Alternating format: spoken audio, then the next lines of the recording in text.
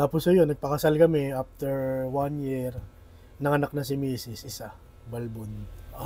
Hindi pala ng istorya nyo ni ano eh, no? Kaya nga eh, mapapasana all. Alala ko tuloy si Clara. Yan na naman siya. Move on din, pre. Hindi kasi tol, pangarap din namin yun eh. Magkaanak. Ng Balbon? Tama na yan, pre. Matagal na yun. Mag-move on ka na. Kaya nga eh, bigyan na lang kita, may tuta kami. Pwede mag-request, pre. Request? Oo, tol. Sige na. Tawagan mo lang si Clara, sabihin mo, lasing ako, tapos umiiyak ako. Paano yan? Peter, tigilan mo na yan, si Clara. Sige na, tapat mo lang sa akin yung Paano camera. yan? Huwag mo na ano yun kasi pre matagal na yan eh. Minom na lang tayo. Shot.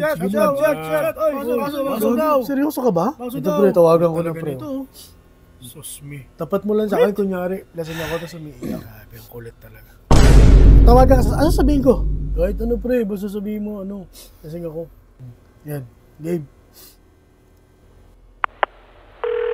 Ina niyo! Tigilan niyo na ako! Utang na loob! Please!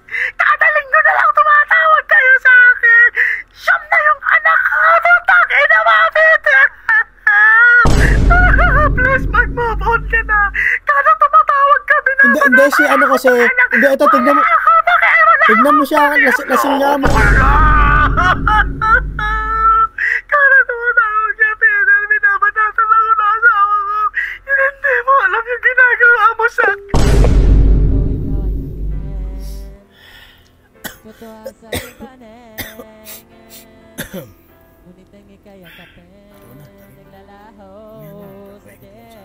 Oo nga, pre. Kulit talaga nito. Tigil!